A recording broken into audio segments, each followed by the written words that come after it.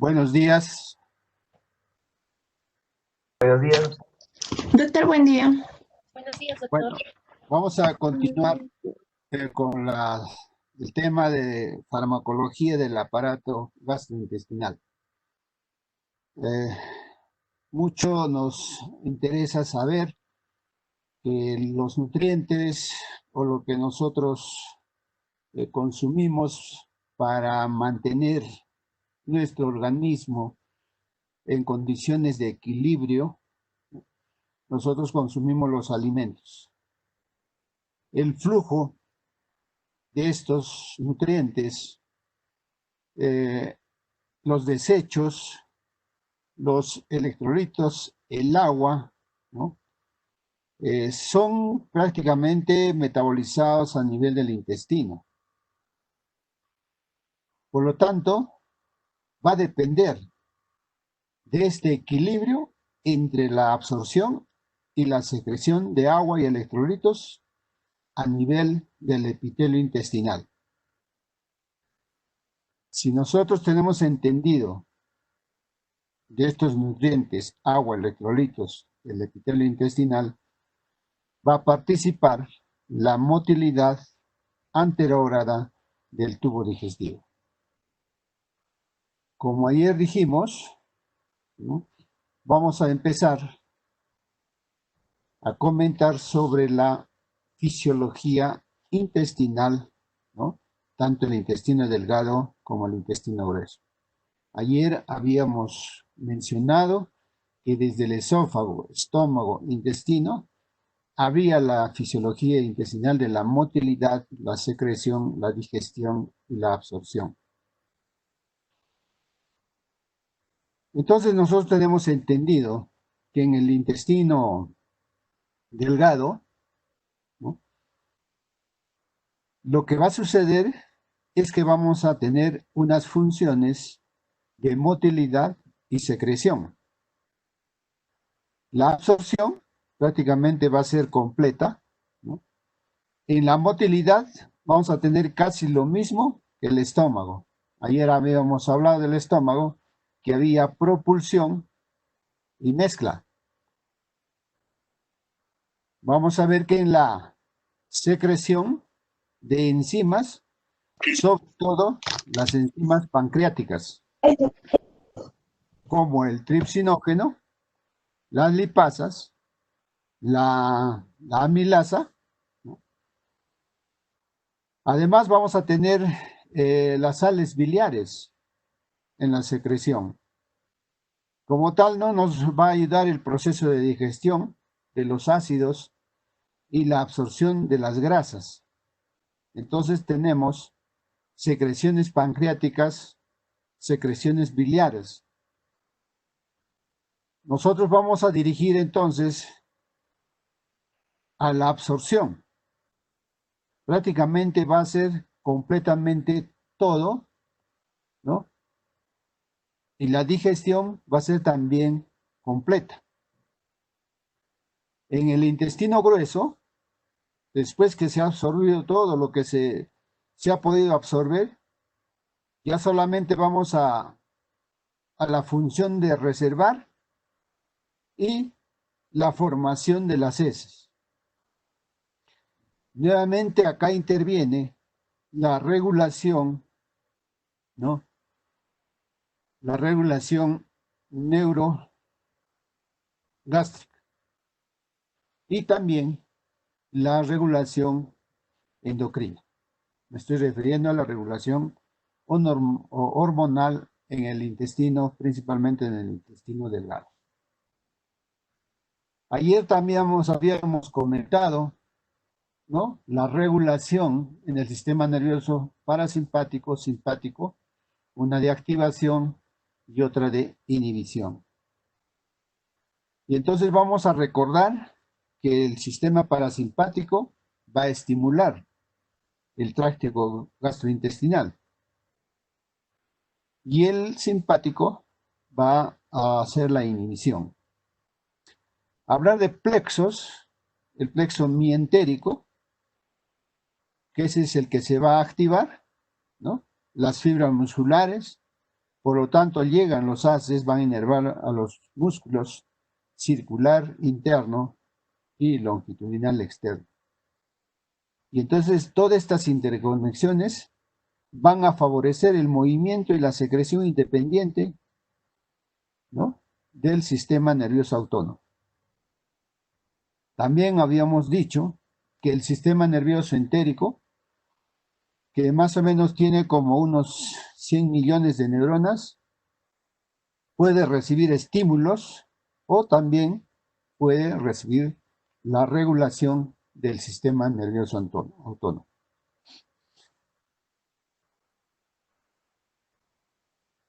En cuanto a los volúmenes de composición aproximada del líquido que cursa diariamente por el intestino delgado y por el intestino grueso, podemos observar en cuanto al volumen litros por día, el flujo es de 9 litros, ¿no?, que llegan al intestino delgado. Ese es diario. 2 litros provienen de la dieta y 7 litros de las secreciones salivales, gástricas, pancreáticas y biliares. Y la capacidad de absorción es de 4 a 5 litros por día. Por eso es que el determinante principal del volumen y de la consistencia de las heces es la cantidad de líquido normalmente. El agua más o menos constituye el 70-85% del peso total de las heces. Asimismo, en las patologías que vamos a tener en cuenta, cuanto al volumen, en cuanto a las concentraciones iónicas, ¿no?, y la osmolalidad, ¿no? En primer momento va a ser variable y después va a ser isotónica. Los laxantes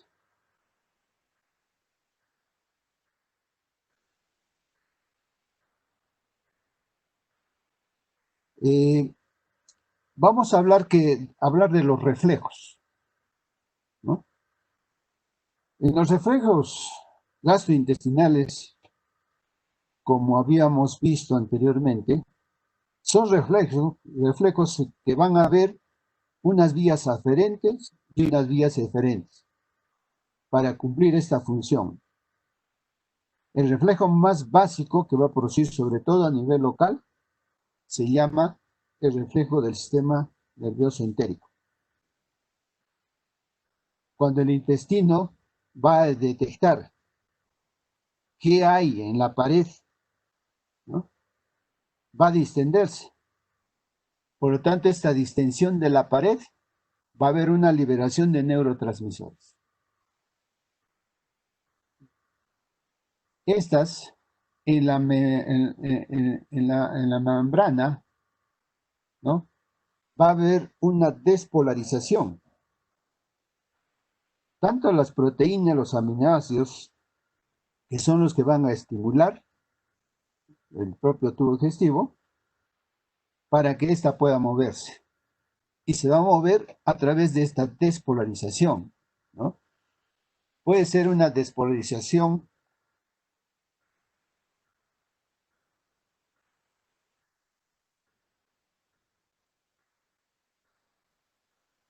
por las ondas lentas, ¿no? El disparo del potencial de acción, la difusión por los sinsitios, ¿no? En la llegada de la onda lenta, lo que vamos a en fisiología, las espigas, en la despolarización, ¿no?, va a alcanzar un umbral en este disparo del potencial de acción. Por lo tanto, va a haber una difusión por el sinsitio y vamos a encontrar la contracción del músculo liso y la difusión por el sinsitio.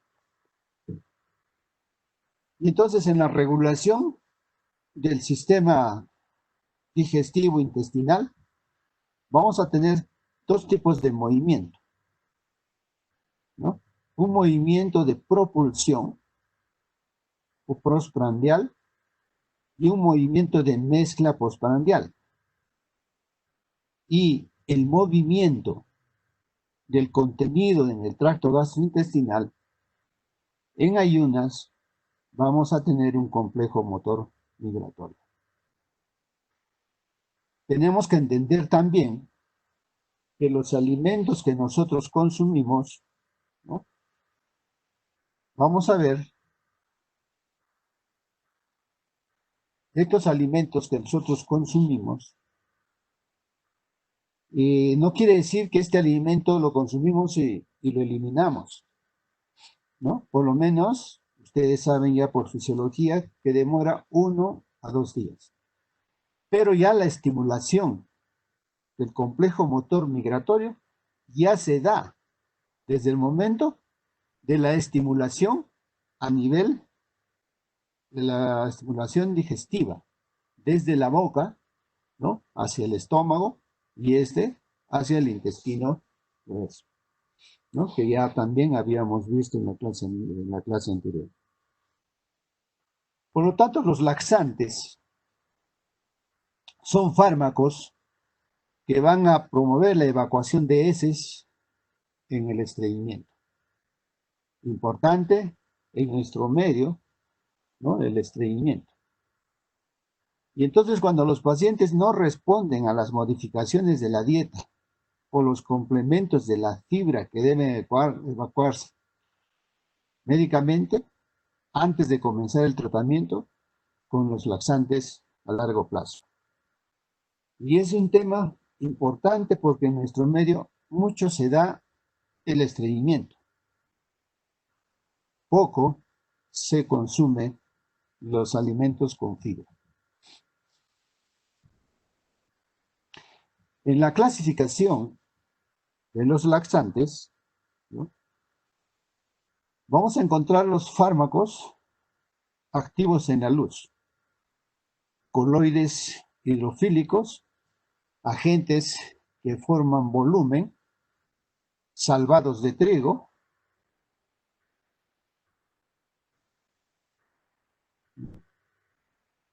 también agentes osmóticos, sales o azúcares inorgánicos no absorbibles y agentes humectantes de las heces, los tensoactivos y los emolientes, los docusatos, ¿no? El aceite mineral.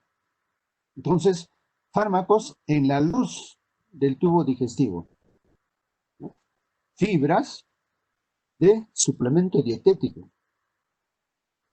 Y entonces vamos a ver que los laxantes suelen actuar en unas formas de incrementar la retención intraluminal del líquido por mecanismos hidrofílicos u osmóticos. La estimulación o irritantes inespecíficos con efectos en la secreción del líquido y la motilidad. Vamos a ver acá los difenilmetanos, el bisacólido, las antrasquinonas, el zen o las cáscaras y el aceite de ricino. Ya habíamos visto los agentes procinéticos, los que habíamos visto que actúan principalmente en la motilidad, ¿no? Hemos visto también los agonistas de los receptores 5-hidroxivitamina, la serotonina, y agonistas de los receptores opioides.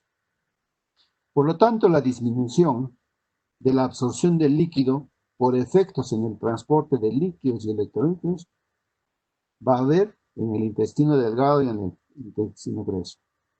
Asimismo, va a haber alteraciones de la motilidad por inhibición de las contracciones de estos segmentos. Estos segmentos no propulsivos y propulsores estimulantes.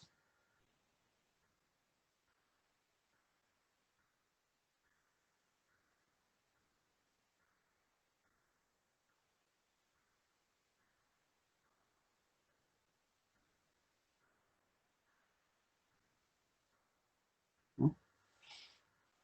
La otra clasificación, hablar de clasificaciones, se ven muchas clasificaciones en los libros, pero vamos a ir a algo más práctico en esta clasificación.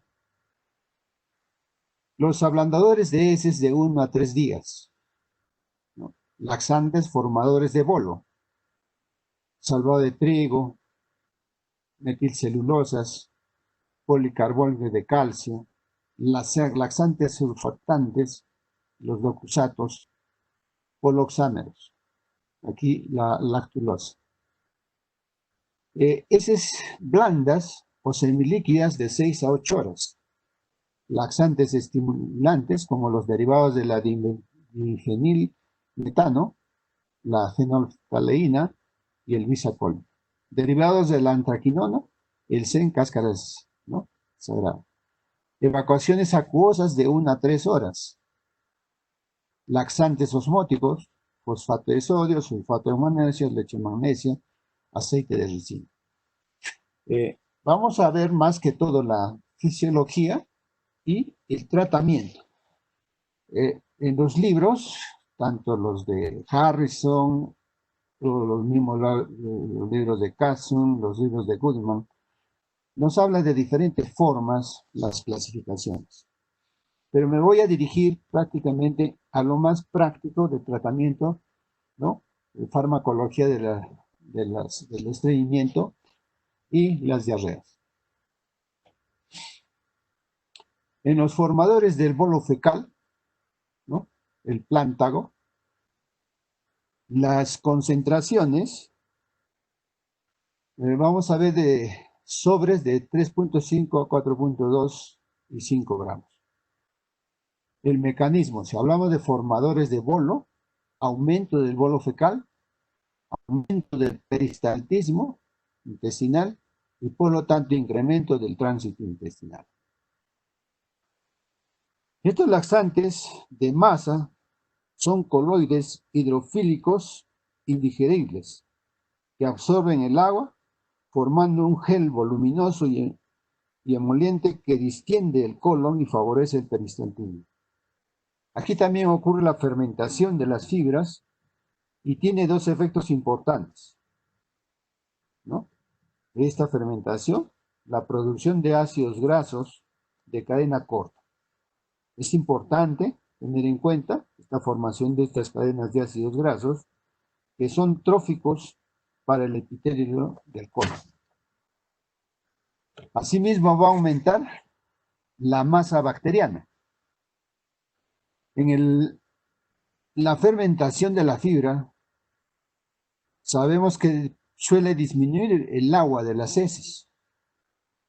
Los ácidos grasos de cadena corta también suelen tener un efecto procinético y el incremento de la masa bacteriana puede contribuir a aumento del volumen de las heces. Entonces, las reacciones adversas, flatulencia, por lo que estamos comentando, sensación de plenitud, dolor abdominal, diarrea, si se ingiere sin líquido suficiente, distensión abdominal, riesgo de obstrucción intestinal, ¿no? Que es lo que se da en nuestro medio, ¿no? Y vamos a ver la fluidez esofágica e impactación fecal. Estos cuadros los vemos muy comúnmente aquí en nuestro medio. Cuando ya se ha impactado, cuando hay obstrucción intestinal, ¿no? Especialmente después de alimentos con fibra, poco líquido o líquido frío, ¿no? Tenemos las obstrucciones intestinales del bolo sigmoides, obstrucción del intestino delgado, ¿no? La compactación de heces. Las interacciones de estos formadores del bolo fecal, ¿no? Va a interaccionar, ¿no? Retrasa la absorción del calcio, del fierro, del litio, del zinc y la vitamina B12. Por lo mismo que hemos hablado en la fisiología. Asimismo, estos formadores del bolo no administrar con loperamida, con opiáceos, ¿no? Que son los que van a paralizar prácticamente el tracto gastrointestinal, y por lo tanto el peligro de la obstrucción intestinal. Los policarbófilos, ¿no? La concentración, 500 miligramos, tabletas recubiertas. El mecanismo de acción regula el tránsito intestinal en caso de estreñimiento, diarrea y trastornos abdominales, así como los laxantes de volumen absorbente, líquidos en los intestinos. Vamos a ver flatulencia, ¿no? Para formar heces voluminosos y ligeros. Las interacciones no vamos a observar comúnmente. Y entonces estos preparados usuales son de productos vegetales.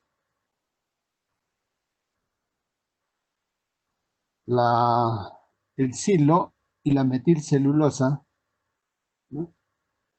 Las fibras sintéticas, policarbófilos, la digestión bacteriana de las fibras vegetales en la luz del colon. Vamos a ver que pueden desencadenar meteorismo y formación de platos.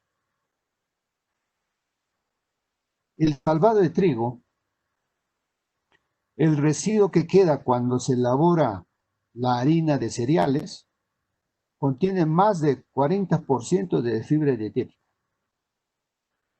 El salvado de trigo, como su contenido alto de lignina, es más eficaz para incrementar el peso de las heces. Las frutas, las verduras, contienen más pectina y hemicelulosas que se fermentan con mayor facilidad y promueven menos efectos en el tránsito fecal. El salvado de trigo, hoy en día, prácticamente se ha vuelto un negocio. Del trigo, ustedes de repente conocen o saben por fisiología que tiene 3 elementos importantes: la cáscara, la cubierta de la harina del trigo y el mismo esta harina. Entonces las empresas grandes lo que hacen es separar el trigo, ¿no? Del trigo la cáscara, la subcapa, ¿no? Y la parte germinal del trigo. Entonces lo que hoy en día se hace los panes, el pan prácticamente ya es que no tiene elemento importante como un mecanismo de acción de las fibras insolubles, ¿no? Prácticamente cuando nosotros, bueno, antes de que se haga todos estos mecanismos y las industrias se aprovechen y nos den a nosotros prácticamente los restos del trigo, porque la cáscara lo venden, ¿no? Como salvado de trigo y otros vegetales, ¿no? Que se hacen para la venta en las farmacias. Entonces, lo que no tenemos en el consumo del pan o el consumo de cereales, que aquí tenemos muchos cereales similares al trigo que contienen fibra. Pero vamos a hablar ahora del mecanismo de acción. Al tener fibras insolubles, vamos a ver que se retiene más agua y tiene un efecto más intenso en el aumento del volumen y del peso de las heces. Por lo tanto, va a mejorar su tránsito a través del intestino. Las reacciones adversas, al absorberse los gramos indicados, puede producir flatulencia, digestiones pesadas, impide la absorción de fierro, ¿no? Encontrada en el huevo y las legumbres. Es algo importante, miren, la desnutrición en nuestros niños, y todos los días consumimos el pan, ¿no? Entonces, nosotros tenemos que consumir, pero viendo bien las reacciones adversas del salvado de trigo. Otro fármaco es el macrogol, ¿no? Las concentraciones de sobres de 10 gramos, su mecanismo de acción incrementa la presión osmótica local al fijar moléculas de agua hidratada en el bolo fecal. La reacción adversa del macrogol, ¿no? Náuseas, sensación de plenitud y retortijones, dolor a nivel abdominal. No se han observado interacciones con algunos fármacos. En segundo lugar, vamos a ver los lubricantes, ¿no? Compuestos tensioactivos de las heces.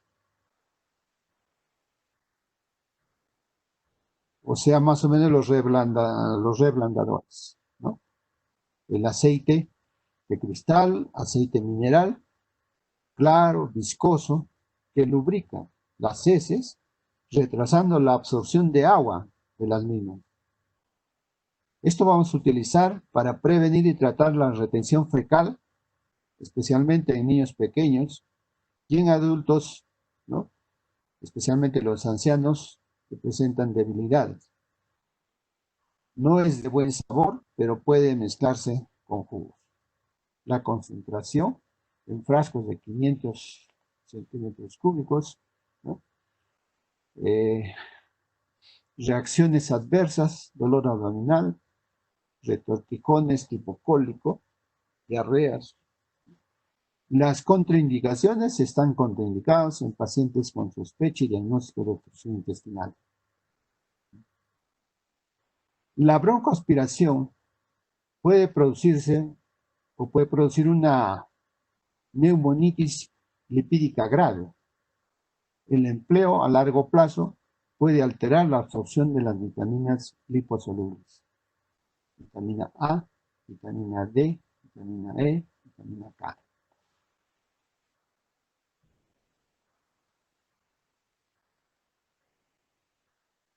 El docusato, los docusatos de sodio, ya es un laxante surfactante, ¿no?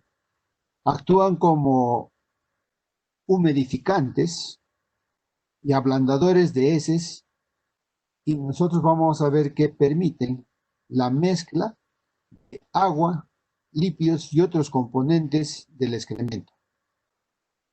La concentración es de 50 a 100 miligramos en cápsulas o tabletas recubiertas. El mecanismo de acción: hidratación del bolo fecal, la mezcla de agua y lípidos en la materia fecal. Son fármacos de uso común, ¿no? Los docusatos en forma oral o en enema, ¿no? Y los supositorios también de estos docusatos, los supositorios de glicerina. En los pacientes hospitalizados suele prescribirse el docusato para prevenir el estreñimiento y minimizar el flujo. Pero tener en cuenta también las reacciones adversas, el dolor abdominal tipo cólico, diarrea, náuseas. El docusatos va a haber una interacción con la administración del docusato de sodio o el droperidol. Debe actuarse con extremo cuidado, pues vamos a entrar en el riesgo de cardiotoxicidad. El droperidol, un anestésico, ¿no? Que produce sedación. Y a través de esa sedación, el docusato puede aumentar ese riesgo. La glicerina, ¿no? La concentración postsupositorios para adultos y niños. El mecanismo de acción provoca la evacuación del colon por estimulación cólico hacia el tracto gastrointestinal. Las reacciones adversas: hay que evitar el uso crónico porque puede causar dependencia. También puede provocar malestar, irritación e hiperemia, ¿no? Abundancia de sangre y también la irritación de la mucosa rectal para la evacuación de las heces. Los laxantes osmóticos, soluciones para el lavado que contienen polietilenglicol. Se utilizan para la limpieza colónica completa antes de procedimientos endoscópicos en el tubo digestivo. Estas soluciones, ¿no?, en el colon no pueden concentrar ni diluir el líquido fecal. El agua fecal es isotónica en todo el colon. Los laxantes osmóticos son compuestos solubles, pero no absorbibles, que producen una mayor fluidez de las heces por aumento obligado del líquido fecal.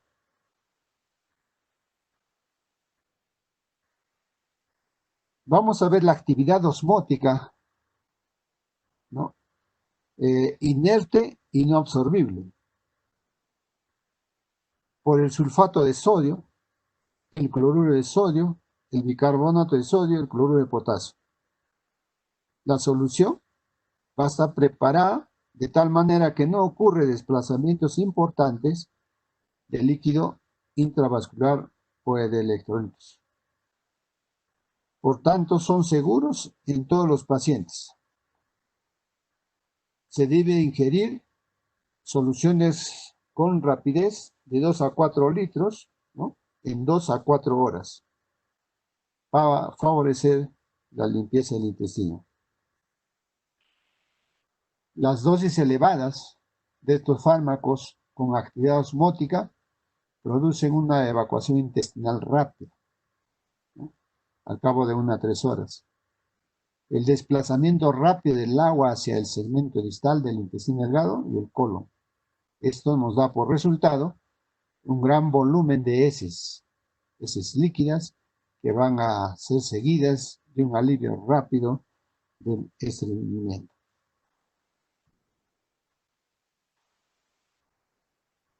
En los carbohidratos o sales no absorbibles, el hidróxido de magnesio. Estos fármacos vamos a utilizarlos en el tratamiento del estreñimiento agudo o la prevención del estreñimiento crónico. El hidróxido de magnesio, que viene como leche magnesio, es un laxante osmótico de uso frecuente. No debe utilizarse en periodos prolongados en los pacientes con insuficiencia renal. Habíamos hablado en la clase anterior el riesgo de hipermagnesemia. El sorbitol y la lactulosa son carbohidratos no absorbibles que pueden utilizarse para prevenir o tratar el estreñimiento crónico. La concentración en sobres de 4 gramos, el mecanismo de acción atrae el agua hacia la luz intestinal, proporcionando la formación de masas de heces blandas. Los efectos adversos va a producir diarreas, las interacciones, la clorpropamida, glibenclamida, glipicidas, torbutamina, dicumarol y sulfamidas. La relación de estos fármacos con los carbohidratos, ¿no?, a través de en el intestino, ¿sí?, lo que va a producir con las bacterias, producción de flatos y cólicos intestinales. Los fosfatos de sodio, ¿no?, el fosfato de sodio se comercializa como una formulación líquida en venta, ¿no?, sin receta en la farmacia, en una forma de comprimidos de venta con prescripción. Cuando se toman estos compuestos, es muy importante que los pacientes mantengan una hidratación adecuada, ingiriendo mayores cantidades de líquido por vía oral para compensar la pérdida de líquido fecal. El fosfato de sodio viene en concentraciones de 16 gramos en 100 ml, frascos de 45, 90 y 133 ml. El mecanismo de acción atrae el agua hacia la luz intestinal, va a fluidificarla, va a haber un desprendido de la mucosa cólica de estas materias fecales. Estos preparados de fosfato de sodio no se debe utilizar en pacientes que presenten debilidad o también pacientes ancianos, en los que tienen insuficiencia renal o también los pacientes con cardiopatías importantes o en los que no pueden mantener una hidratación adecuada durante la preparación intestinal. Las interacciones con el aluminio, el magnesio y el calcio. El fosfato de sodio a menudo produce hiperfosfatemia, hipocalcemia, hipernatremia e hipopotasemia.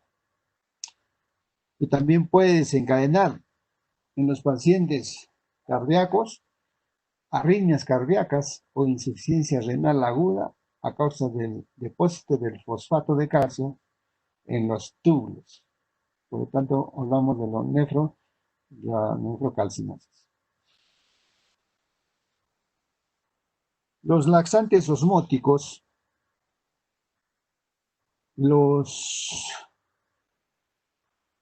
las soluciones para el lavado que contienen polietilenglicol, ¿no?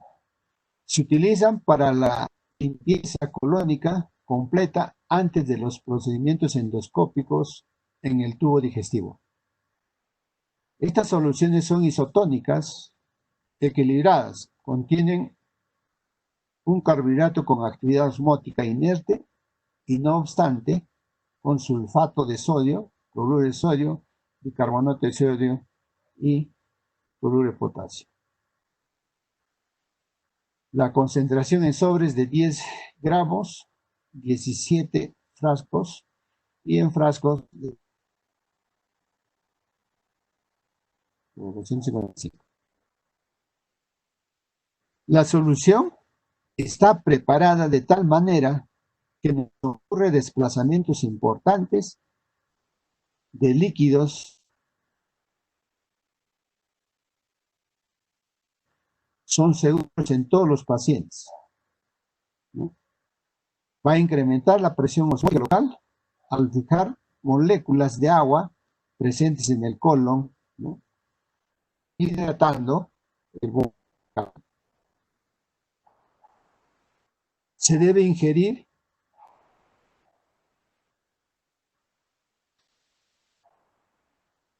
soluciones con rapidez, 2 a 4 litros en 2 a 4 horas, más o menos un sobre por hora, ¿no? Para favorecer la limpieza del intestino. Para el tratamiento o la prevención del estreñimiento crónico, dosis más pequeñas, ¿no? De este polvo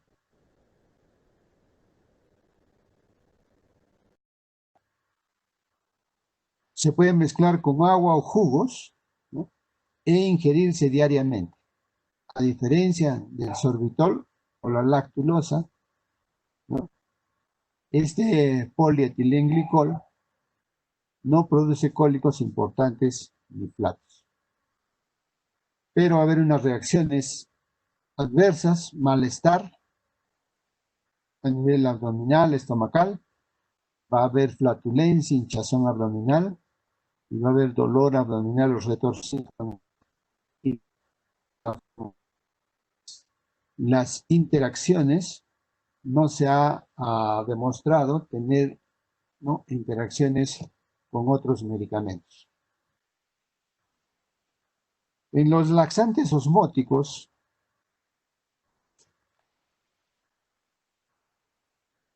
estas soluciones están de tal manera que no desplazamientos importantes de líquido, por tanto son seguros en todos los pacientes. Se debe ingerir las soluciones con rapidez también de 2 a 4 litros, ¿no?, para favorecer la limpieza del intestino. La farmacocinética por vía oral se observa muy poco en el tracto gastrointestinal No existen sistemas enzimáticos capaces de hidrolizarla en el tejido intestinal del hombre. Llega al colon prácticamente sin cambios, donde es hidrolizada por bacterias intestinales. Ejerce su efecto 24 a 48 horas de ingerido. Una pequeña cantidad llega a la circulación, eliminada en la orina, en la bilis y en las heces. Su mecanismo de acción no se conoce con exactitud. Se degrada por bacterias intestinales al ácido acético, ácido láctico y otros ácidos orgánicos, facilitando el atrapamiento de iones amonio y otras toxinas responsables de la encefalopatía hepática. Importante en los trastornos hepáticos, ¿no? En las hepatopatías crónicas o las hepatopatías fulminantes, como la hepática. Nosotros sabemos que si el hígado no lo elimina, va a seguir transmitiéndose a través de la sangre y se va a producir las encefalopatías hepáticas. Laxantes osmóticos, la lactulosa, la indicación, prevención y tratamiento de la encefalopatía hepática.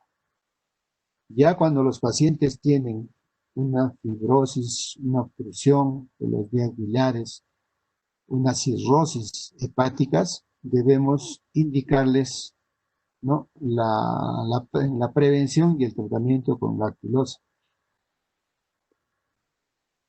También está indicado en el estreñimiento infeccioso crónico. Las dosis de 15 a 30 ml 3 a 4 veces al día se puede presentar en jarabes o pueden presentarse en polvo. Las reacciones adversas medicamentosas de la lactulosa, flatulencia, cólicos abdominales. Estos cólicos se pueden presentar al inicio del tratamiento. Las diarreas en dosis excesivas, la hipocalcemia e hiponatremia, producidos por esta diarrea. Las contraindicaciones, la baja en galactosa, también se ha presentado reacciones de hipersensibilidad, el síndrome de abdomen agudo, como las obstrucciones intestinales, ¿no? Todos estos son contraindicaciones. Los laxantes estimulantes o laxantes, en algunos libros lo encuentran como irritantes, ¿no?, o también catárticos, van a desencadenar evacuaciones mediante diversos mecanismos, ¿no?, no bien conocidos, lo que consiste en la estimulación directa. Si son irritantes, de estimular directamente en el sistema nervioso entérico y su secreción colónica de electrolitos silíticos.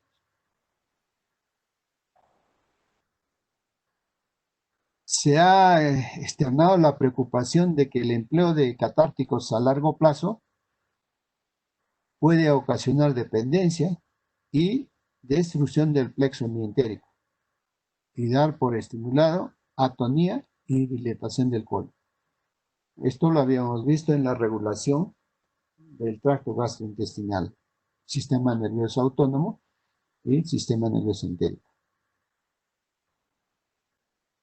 Pueden necesitarse catárticos, laxantes estimulantes, irritantes en forma prolongada, sobre todo en los enfermos con alteraciones neurológicas y en pacientes confinados, ¿no?, postrados en cama, en centros de cuidados a largo plazo. Las investigaciones más recientes indican que el uso a largo plazo de este fármaco probablemente es seguro en la mayoría de estos pacientes que hemos mencionado. Estos laxantes estimulantes, ¿no?, tienen efectos directos en los enterocitos, en las neuronas entéricas y el músculo liso gastrointestinal. Probablemente estos agentes, ¿no?, van a inducir inflamación de grado bajo, limitando intestino delgado y grueso, que promueven la acumulación de agua y electrones. Los mecanismos de acción también incluyen activación de las vías de las prostaglandinas. Me estoy refiriendo a estas vías que habíamos visto también, ¿no?, en el AMP cíclico, óxido nítrico a través del GMP cíclico. Asimismo, en la producción de factores activadores plaquetarios, ¿no?, y tal vez la inhibición de la bomba de sodio-potasio ATPasa, ¿no?, de la adenosina. En este grupo se incluyen derivados de la difenilmetano, antraquinonas y el ácido resinoleico. El aceite de ricino, su concentración en pócimas de 60 ml en frascos. El mecanismo de acción actúa irritando la mucosa del intestino delgado, con lo que provoca reflejamente una estimulación como irritación y exageración del peristaltismo, presentando una acción laxante a dosis bajas, ¿no?, y purgante a dosis medias o altas. Cuando se toma con el estómago vacío, tan solo 4 ml de aceite de ricino tienen efecto laxante en el transcurso de 1 a 3 horas. Pero vamos a tener en cuenta que, sin embargo, las dosis usuales para un efecto catártico de esta estimulación es de 15 a 60 ml en adultos. También tenemos que tener en cuenta que el sabor es desagradable y sus posibles efectos tóxicos en el epitelio intestinal y de las neuronas entéricas.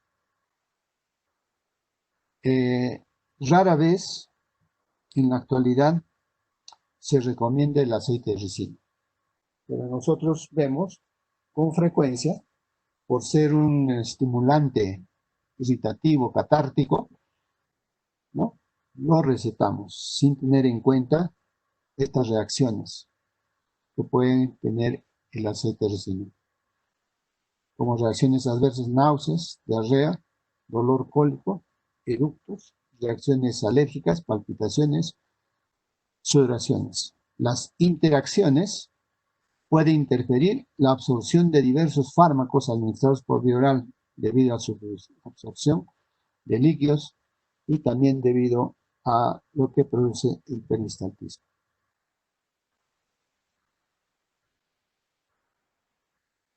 Los derivados de la antraquinona, el aloe, ¿no?, y la cáscara, el sena, senócidos aire. El aloe, el sena y la cáscara se encuentran naturalmente en las plantas. La concentración de 15 a 17, 25 miligramos en tabletas. El mecanismo de acción, ¿no?, actúa en el intestino cuando hay estreñimiento crónico u ocasional producido por los cambios alimenticios. También se produce por los medicamentos, trastornos y otras causas. No se absorbe bien y después de la hidrólisis en el colon produce una evacuación intestinal con un lapso de 6 a 12 horas. Estos fármacos, cuando se administran por vía oral y al cabo de 2 horas, cuando se aplican por vía rectal. Las reacciones adversas, náuseas, vómitos, eructos, flatulencia, dolor cólico, diarreas, ¿no?, como los anteriores que hemos mencionado. La administración crónica puede producirnos el síndrome colítico, ¿no?, el síndrome de colon. Las interacciones disminuyen la absorción de los anticoagulantes orales. Mucho cuidado con estos pacientes que están recibiendo coagulantes Y el docusato de sodio puede aumentar, ¿no?, la absorción de los xenócidos. La cáscara sagrada, ¿no?, el bisacólido, es el único derivado de la difenilmetano disponible más que todo en otros países. Se encuentra en un preparado de cubierta como el Dulcolax, Correctol, y en supositorios para administración por vía oral. La concentración de 80 a 20 miligramos en tabletas. El mecanismo de acción acelera el tránsito intestinal, en consecuencia da intensos movimientos intestinales y puede actuar como purgante o laxante según las dosis.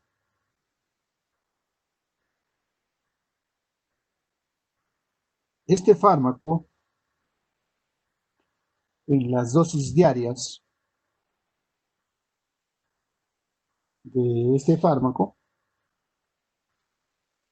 de 10 a 15 miligramos en adultos, de 5 a 10 miligramos en niños y de 6 a 12 años de edad, ¿no?, tienen absorción mínima hacia la circulación general y al parecer es seguro en utilización tanto en forma aguda como a largo plazo.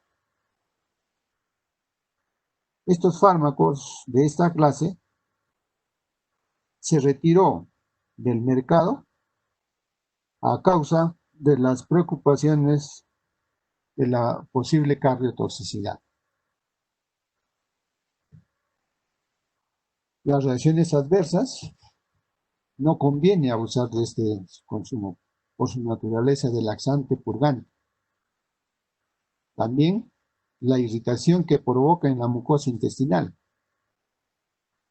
Este fármaco se ha de hacer exclusivamente durante los periodos de corto tiempo. No prolongar el tratamiento más de 8 o 10 días, por lo que hemos comentado. El empleo crónico origina una pigmentación parda característica del colon que se conoce como melanosis colónica. Se ha extremado su inquietud de que estos fármacos puedan ser carcinogénicos, pero los estudios epidemiológicos no señalan su relación con el cáncer de colon rectal.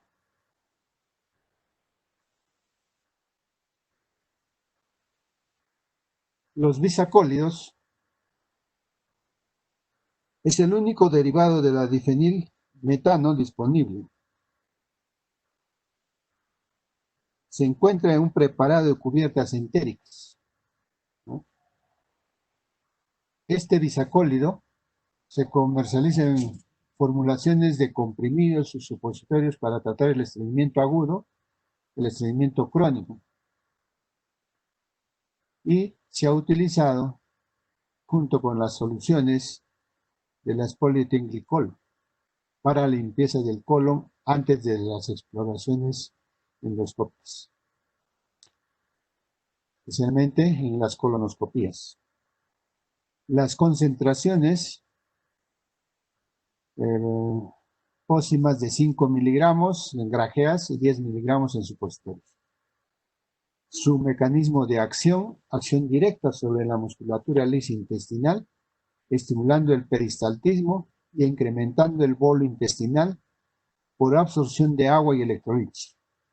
Vamos a ver también que este desencadena una evacuación intestinal al cabo de 6 a 10 horas cuando se administra por vía oral y a los 30 a 60 minutos cuando se aplica por vía rectal.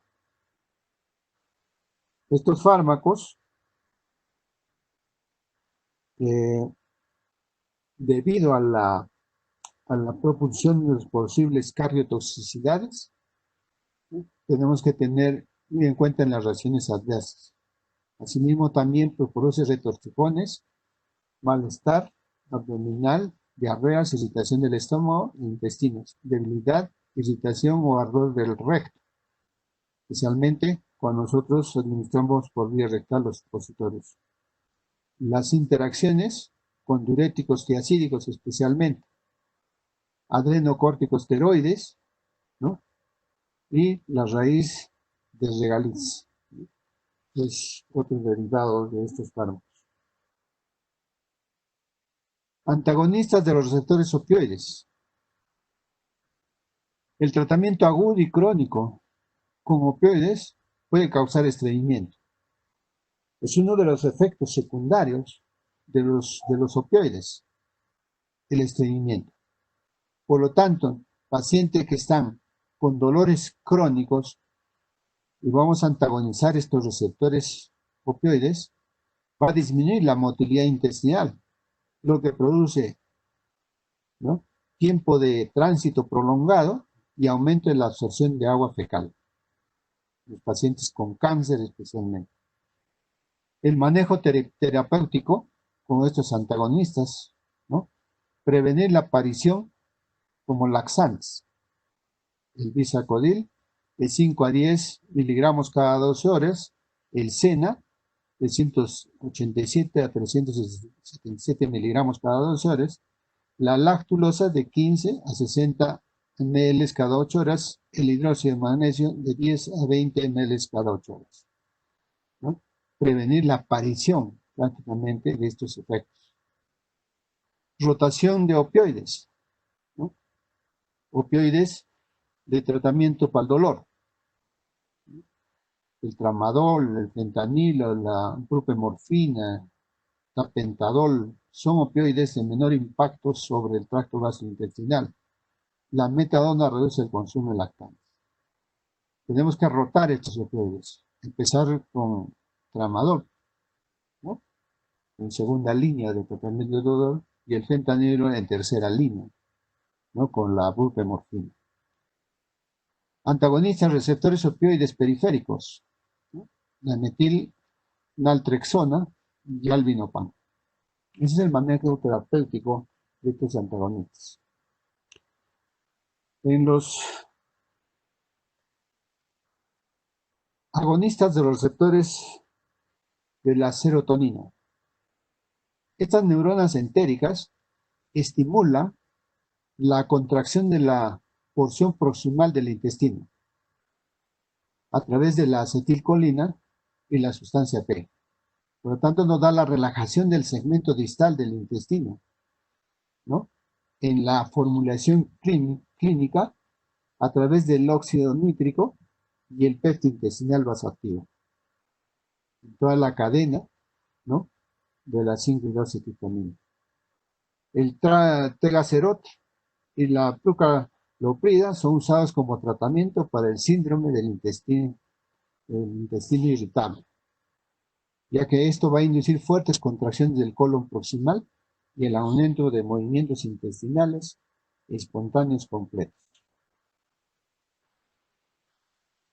La estimulación de estos receptores en la terminal presináptica de los nervios aferentes primarios intrínsecos de la submucosa van a hacer que aumente la liberación de los neurotransmisores, ¿no?, entre ellos lo que hemos mencionado, el péptido relacionado con el gen de la calcitonina, que va a estimular las neuronas entéricas de segundo orden y van a favorecer el reflejo del peristaltismo. Asimismo, también la cisaprida y la metoclopramida, también hemos visto en la clase anterior, son agonistas de los receptores 5-hidroxitriptamina 4, ya que aumentan la velocidad del vaciamiento gástrico y la presión del esfínter esofágico inferior. Entonces, la liberación de serotonina por las células enterocromafines, tras la distensión del intestino a través de estos tipos de receptores tipo 4.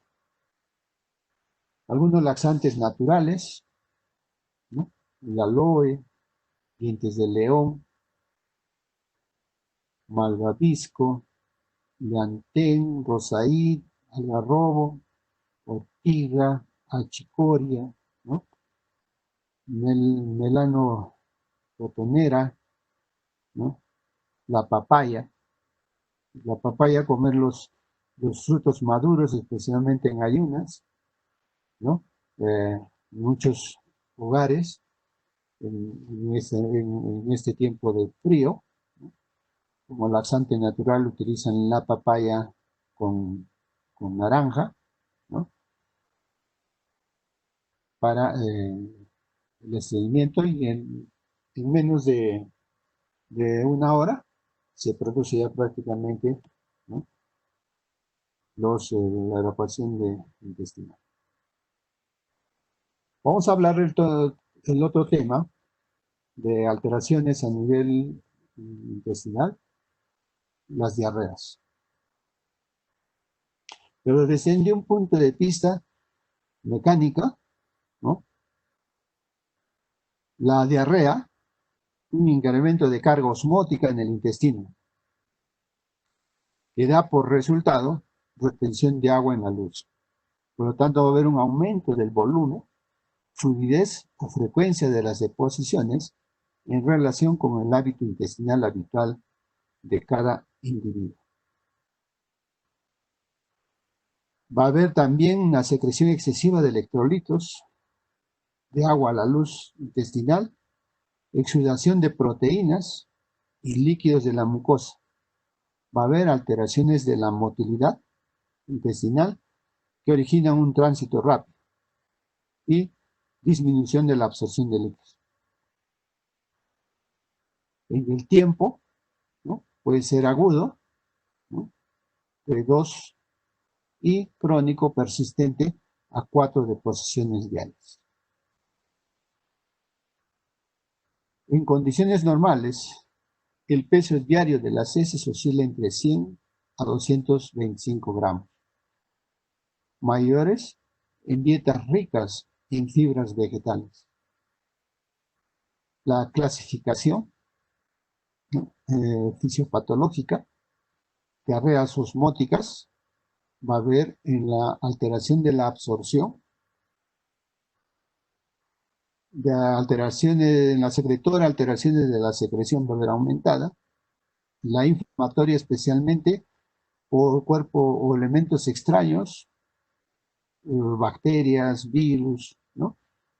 Alimentos contaminados, alteraciones de la motilidad, y va a haber fisiopatológicamente en las diarreas motoras, va a haber una lesión a nivel intestinal. En las agudas, ¿no? Se va a dar generalmente por las enterotoxinas, E. coli, Vibrio cólera, ¿no? Estafilococos. En las infecciones virales, adenovirus, bacterias E. coli, salmonella, shigella, parásitos, giardia y amebas. En los medicamentos pueden ser los laxantes, los antiácidos y los antimicrobianos, que nos puede producir una diarrea aguda, 2 veces por día. Y en los crónicos, ¿no? Va a haber por las infecciosas, parásitos, amebas, giardia, lambia, taenias, el VIH, tuberculosis. También nos va a dar en el uso crónico de medicamentos, enfermedades sistémicas, por ejemplo en el hipertiroidismo, en las úlceras, en las colitis ulcerativas, en la amiloidosis, y también en el cáncer intestinal, cáncer como linfomas, y también en el colon irritable.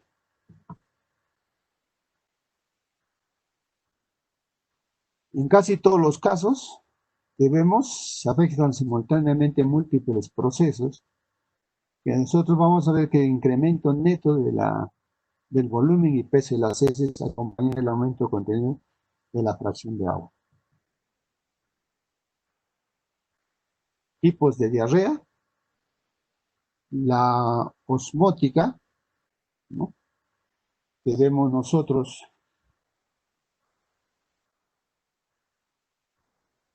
es una sustancia osmótica no absorbida, va a haber va a ser provocado por laxantes o fármacos o alimentos. Estas diarreas osmóticas van a cesar con el ayuno, más o menos 1 litro por día. Va a haber una hipernatremia y el pH va a ser de 5. Y esta acción va a ser en el intestino delgado. En la secretoria, ¿no?, enterotoxinas bacterianas, el Vibrio cólera, Escherichia coli, parásitos, tumores pancreáticos y el péptido vasoactivo, ¿no? Ácidos grasos ya en la parte del intestino grueso, ¿no?, hidroxilados, ácidos biliares. Va a depender así de la secretora, el cloro y el sodio, ¿no? Y el agua no cesa con el ayuno, más o menos es 1 litro por día. Se provoca deshidratación y tiene un pH de 6. En las diarreas inflamatorias, la enfermedad inflamatoria intestinal en el intestino delgado, va a haber una invasión de la mucosa por salmonella, virus, protozoos y las citotoxinas de la Shigella, ¿no?, en las disenterías por Shigella. En la inflamatoria, por ejemplo, se da muy comúnmente en los alimentos contaminados con salmonella, ¿no?, o Shigella. Las evacuaciones, sangre, pus, ¿no?, el exudado, que va a haber con cloro, sodio y agua, ¿no?, y la invasión de gérmenes o secretores de citotoxinas.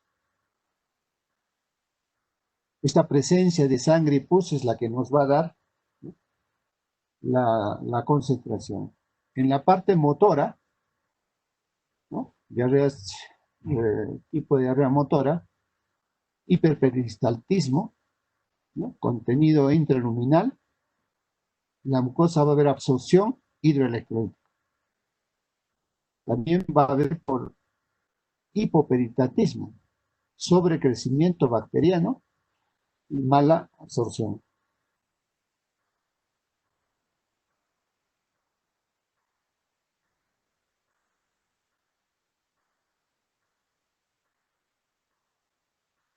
En las diarreas osmóticas patógenas va a haber presencia de solutos no absorbibles en la luz intestinal. Aquí vamos, como vemos, se va a movilizar agua hacia el lumen por ósmosis, aumento de volumen fecal. Las causas que hemos mencionado, también puede agregarse la ingestión de manitol, sorbitol, ¿no? Este sorbitol que se encuentra prácticamente en los chicles, ¿no?, deficiencia de las disacaridasas, ¿no?, intolerancia a la lactosa, en las terapias con lactulosa, ¿no?, en las terapias con antiácidos, en las enfermedades mal absorbitivas, que puede ser congénito o adquirido, y también en los enemas continuos que se pueden colocar. En los tipos de diarrea secretora, la presencia de sustancias secretágogos que estimulan la secreción intestinal hacia el lumen, aumentando el volumen fecal. La característica clínica, diarrea persistente durante el ayuno. Las causas infecciosas por enterotoxinas, el Vibrio cólera, el E. coli, Clostridium perfringens, infecciosas, infección viral del epitelio superficial. Aquí tenemos los rotavirus, adenovirus, ¿no?, y productos tumorales, la serotonina, el péptido vasoactivo intestinal y también en el abuso de lactantes. Según la etiología, las diarreas infecciosas, ¿no?, principalmente en virales, el rotavirus, En los parásitos, la diarrea intestinal, espumosa y cólicos, que últimamente está muy frecuente en los domicilios. La entomovilia histolítica, sanguinolenta y acuosa. Bajo exámenes de laboratorio directos se puede diagnosticar y dar el tratamiento, ¿no? El tratamiento con antibióticos. Bacteriana, más comúnmente vemos la Escherichia coli, ¿no? Diarreogénicas.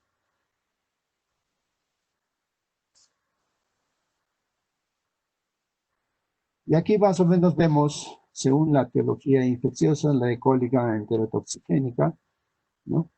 La coli entero agregativo, entero patogénico, entero hemorrágica, ¿no?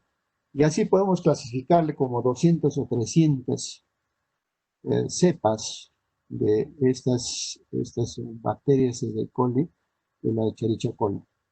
Hace poco, el año pasado, ni los médicos fuimos capaces de hacer un seminario sobre la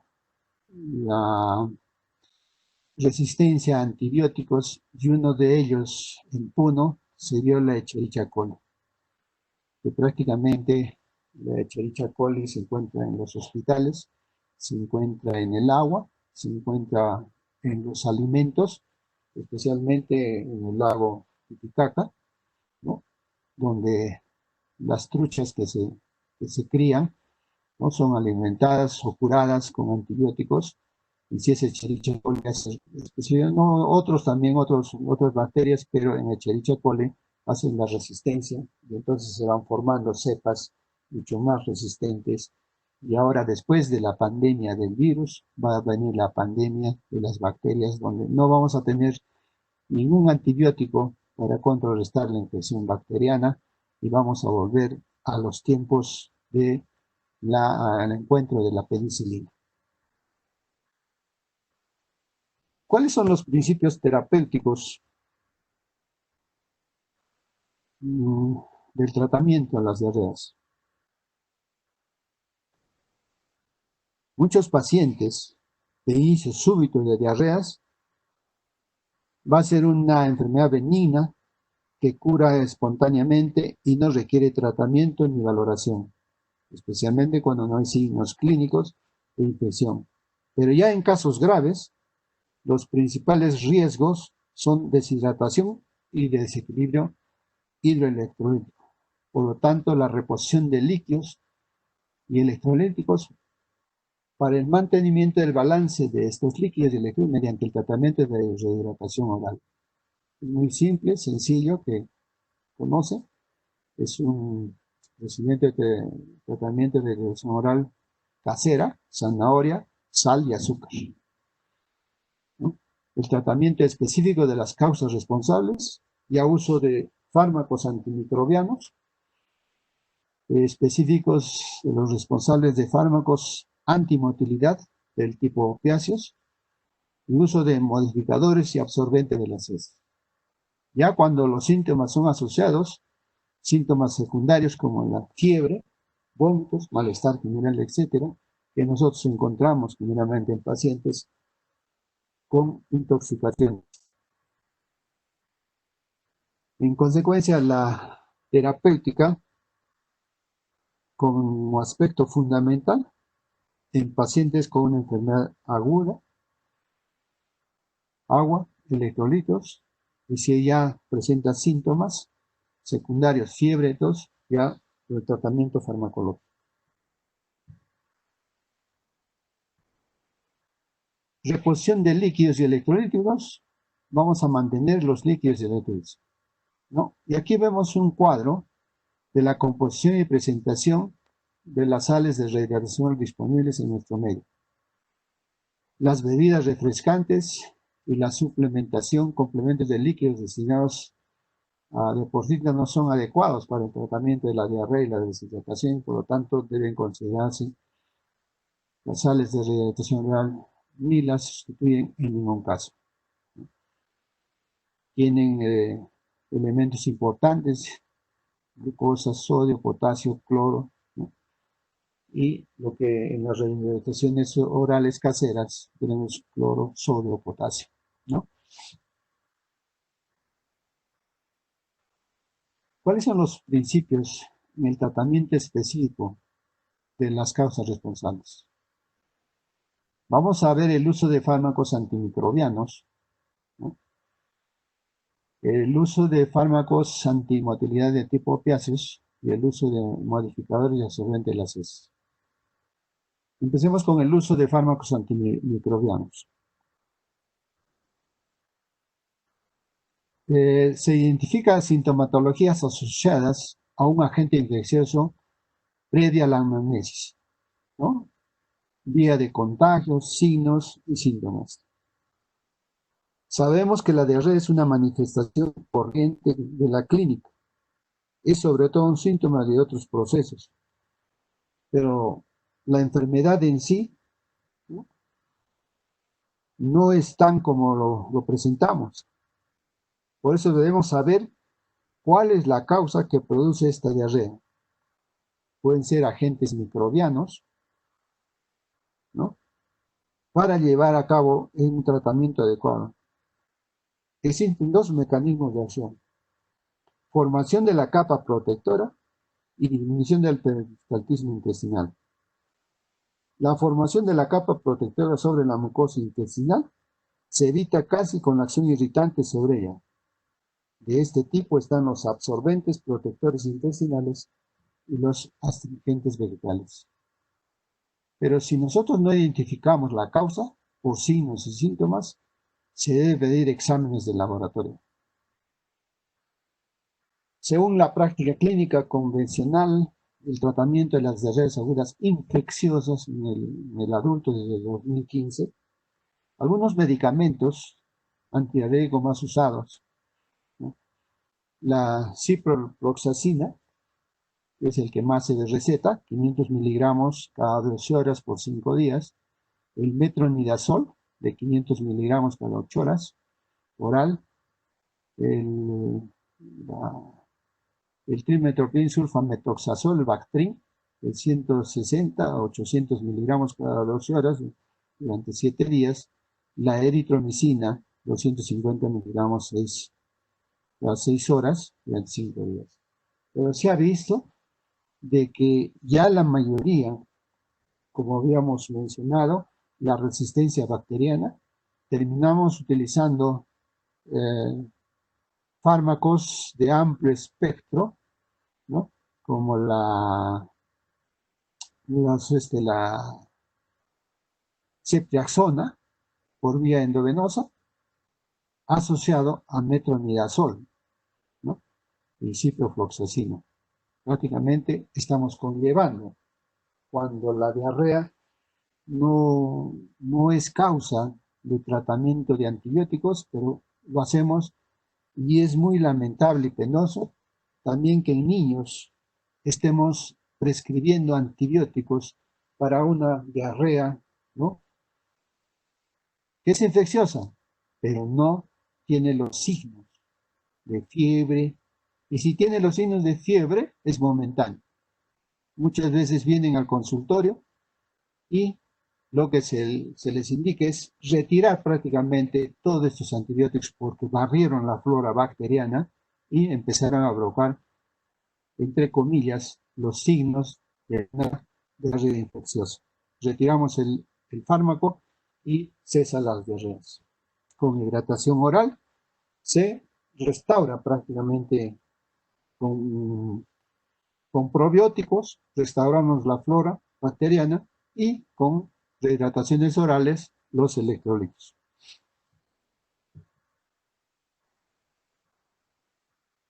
El ciprofloxacino es una topoisomerasa de tipo 2 y 4, bloquea la ADN girasa, la subunidad de tipo A, inhibición selectiva del ADN, por lo tanto va a provocar una muerte bacteriana. La inhibición selectiva de ADN en cadenas dobles de fragmento.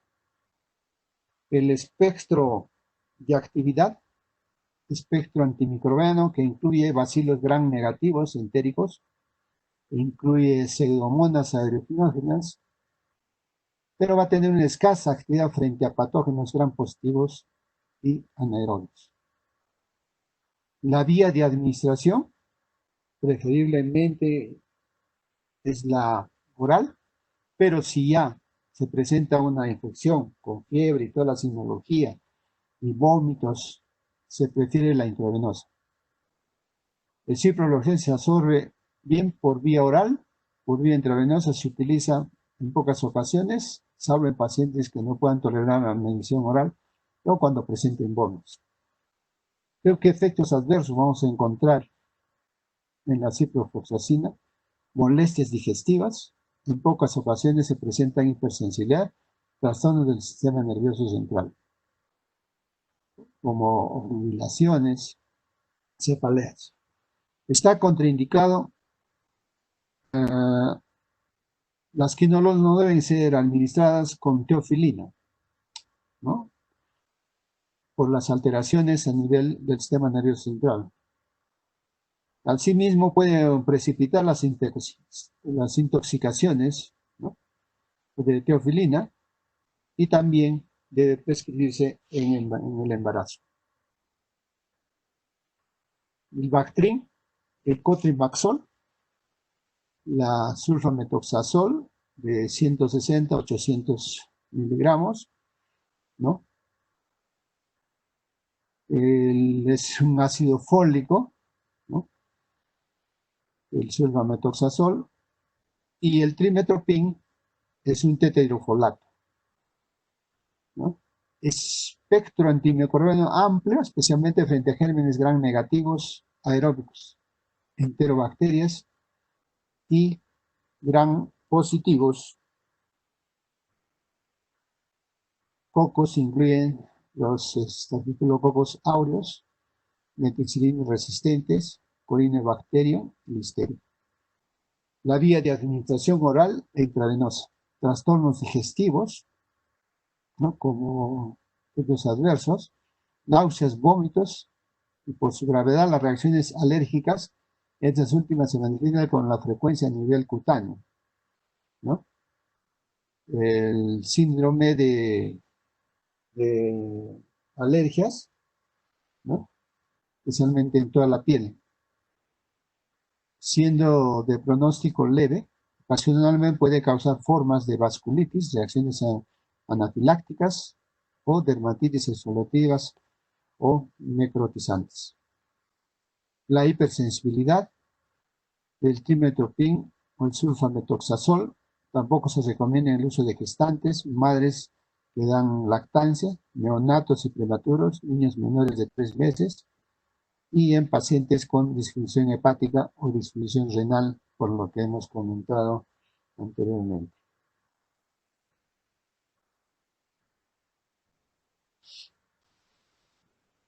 En el tratamiento de las causas responsables que hemos mencionado, el uso farmacológico, fármacos antimotilidad del tipo opiáceos.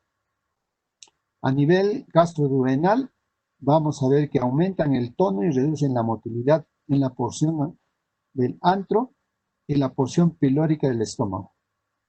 En el intestino delgado y el colon, aumenta el tono y las contracciones no propulsivas disminuyen la peristalsis propulsivas. Aumenta el tiempo de contacto con la mucosa y la reabsorción de agua. La acción antidiarreica de los opioides como la loperamida o la codeína se consiguen con dosis que no llegan a producir analgesia y es más intensa cuando se administra por vía oral. La loperamida, el mecanismo de acción, estos fármacos antimotilidad de tipo opiáceo actúan en los receptores opiáceos, ¿no?, específicamente en los receptores mu, en los receptores delta del plexo mientérico, por lo que aumenta el tono y la continuidad rítmica del intestino, pero va a reducir su actividad propulsora. Este mecanismo de acción de estos los receptores opiáceos del plexo mientérico, vamos a ver que actúan como antimotilidad. En cuanto a la actividad antisecretoria, contra la toxina del cólera y algunas formas de toxinas del Escherichia coli.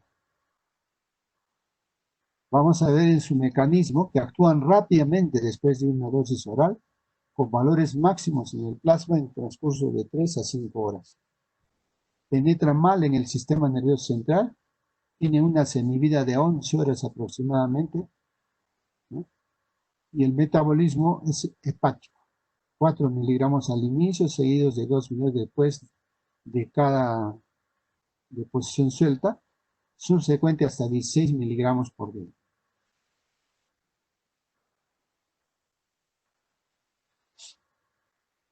Antidiarréicos absorbentes, ¿no? Los absorbentes son sustancias con una pretendida capacidad de absorber sustancias tóxicas e impedir que actúen sobre la mucosa. El carbón activado se utiliza principalmente para evitar la absorción de productos tóxicos.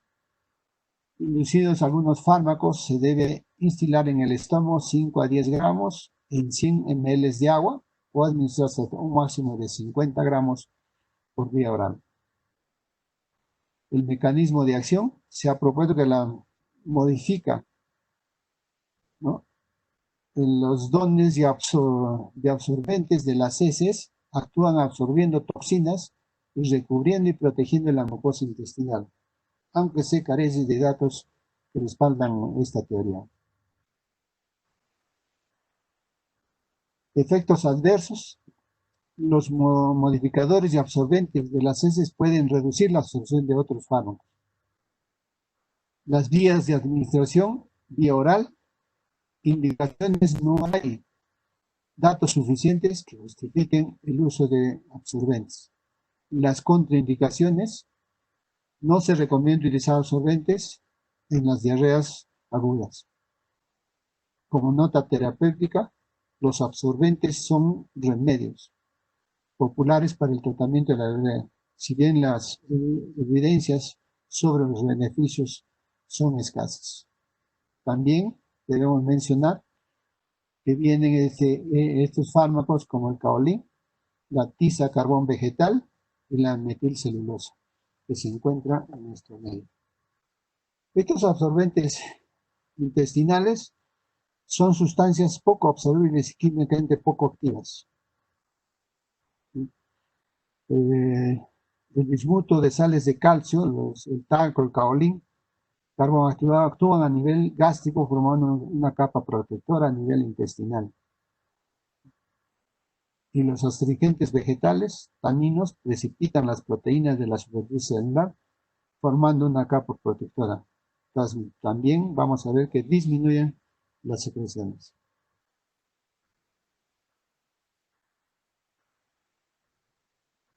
Para terminar, los principios terapéuticos de los fármacos antidiarréicos.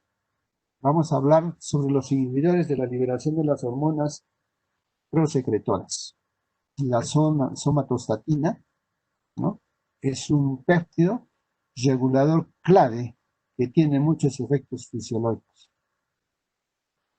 Inhibe la secreción de múltiples hormonas o transmisores, entre ellos la gastrina, colecistocinina, glucagón, hormona de crecimiento, insulina y secretina, ¿no? El polipéptido pancreático, péptido intestinal vasoactivo y la 5-hidroxitriptamina.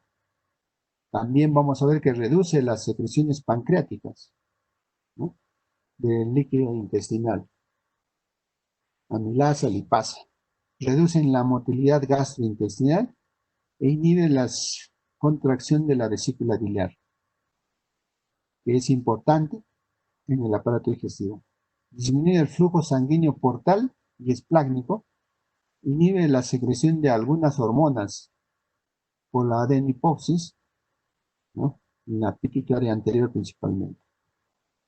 La utilidad clínica, la semivida en la circulación de 3 minutos. En dosis bajas de 50 microgramos por día, subcutáneas, estimula la motilidad, en tanto que en dosis más elevadas, 100 a 250 microgramos por día subcutánea, inhiben la motilidad. La octreotida, péptido sintético, con acciones similares a la somatostatina.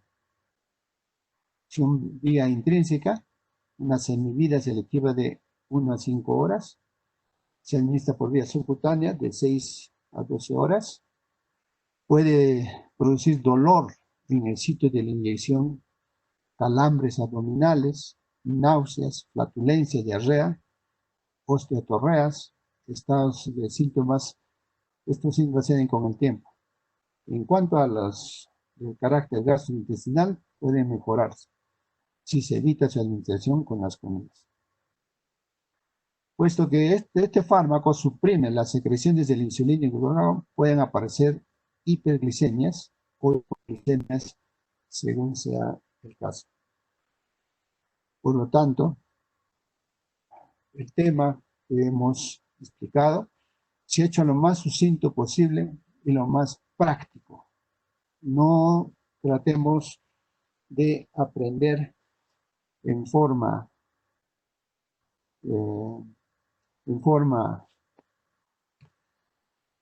memorística, ¿no?, lo que está en el libro. El libro es una guía, pero cuando lleguemos a la práctica, a utilizar los laxantes, tratar el estreñimiento o las diarreas, lo práctico tenemos que concluir. Estreñimiento, ¿no?, que puede ser causa de nuestra propia idiosincrasia, y las diarreas también, nuestra propia idiosincrasia, tanto en los tratamientos, ¿no?, y las consultas médicas. Como conclusión, solo son sintomáticos en el tratamiento de la diarrea. Estos fármacos no curan, ¿no?, la causa de la diarrea, solo el síntoma, por lo que se administran antibióticos. Tiene un efecto útil en el colon irritable, que es caracterizado por los episodios de diarreas y estreñimientos. Con dar a los pacientes con diarrea bacteriana, ¿no?, el cólera, el bacilo no infecta la mucosa, sino fabrica una toxina que aumenta la secreción de agua y electrolitos, por lo que es una diarrea acuosa. En la diarrea por E. coli, la enterotoxina que estimula el proceso diarreico. Esto explica que la toxina se queda en el intestino y daña a la célula. En niños puede el megacolon tóxico y puede provocar, ¿no?, obstrucciones intestinales. Estos fármacos pueden provocar un cierto grado de dependencia cuando es continuo, y es especialmente la difenoxilato. Pues, conclusión, tenemos que ser muy prácticos en la utilización de la fisiología, la farmacología, la inmunología y, por no decirlo, la biología molecular. Es muy especial en la utilización de estos fármacos en lo que hemos visto anteriormente, y la bioquímica. Muchas gracias.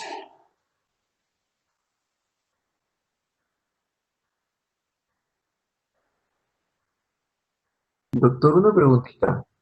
Sí, He estado leyendo un poco sobre el tema y he visto que en algunos casos de diarrea crónica o en casos de estreñimientos eh, pueden desencadenar hemorroides en los pacientes. ¿Qué se puede hacer en esos casos? Como que no. miren, en nuestro medio, generalmente las hemorroides, la clínica y la etiología, ¿no?, son por los estreñimientos.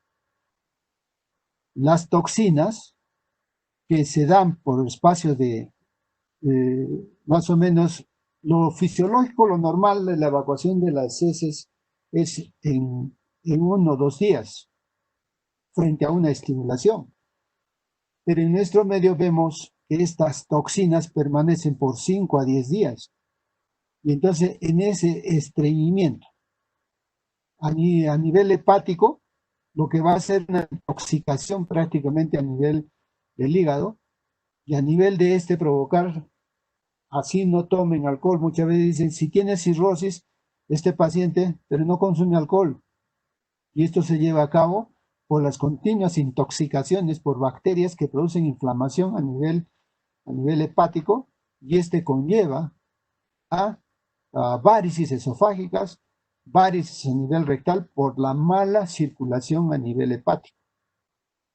Entonces lo primero que tenemos que hacer, pacientes con hemorroides, hacerle un perfil hepático, si hay alteraciones, ¿no?, de estos perfiles hepáticos, ecografías sofisticadas para encontrar prácticamente la causa, los diámetros, la fibrosis hepática, los diámetros de las arterias y venas hepáticas, ¿no?, para encontrar la causa principal de estas varices esofágicas o varices hemorroidales. Entonces, la clínica nos lleva a esto. Entonces, en estos pacientes con obstrucciones crónicas se va a presentar, y el tratamiento, como les he mencionado, el tratamiento es, ¿qué medicamento le dije? ¿Mm? Sí, doctor. Pregunta de examen. ¿Qué medicamento se utiliza en estos pacientes con hepatopatías crónicas, ¿no?, se produce encefalopatías hepáticas? ¿Cuál era el medicamento? No vas a asistir a la clase. Entonces, de esta forma, la utilización de este fármaco, que lo voy a tener presente y la delegada me va a hacer acordar para ponerlo en el examen, ¿no?, porque es causa en nuestro medio, frecuente en nuestro medio. Van al hospital, yo que soy anestesiólogo, creo que a la semana, 2, un paciente se opera de hemorroides. Y hacemos el perfil hepático, hacemos la ecografía, radiografías, y tenemos que dar con qué prácticamente este paciente se ha producido esta hepatopatía crónico, estreñimiento crónico. Y a veces cuando no conocemos la fisiología, no conocemos la biología molecular de estas patologías, solo aducimos a hacer la cirugía de las varices hemorroides y no le damos el tratamiento adecuado, ¿no? Tratamiento es el fármaco que va a ser por la causa, ¿no?, que he mencionado. Y esa es pregunta de examen. ¿Otra pregunta? Bueno, señores alumnos, desayunen y a las 9:05 estamos empezando la práctica con